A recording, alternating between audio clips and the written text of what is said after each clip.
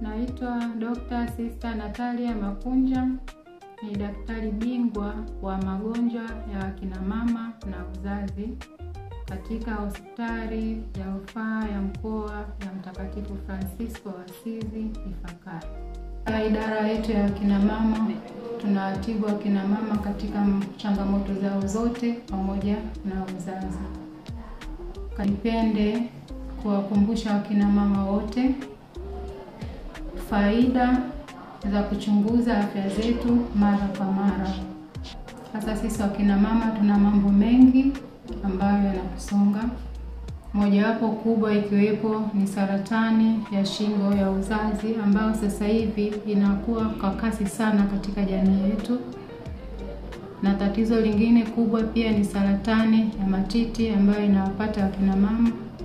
Kwa hiyo niombe kuwashauri akina mama kuhudhuria katika kituo cha afya au katika hospitali ili kuchunguza afya zetu mara kwa mara. Tunapatikana katika hospitali ya Mtakatifu Francisco Ifakara. Karibuni sana na nipende kuwatakia kila laheri katika siku hii ya mwanamke duniani. Asante.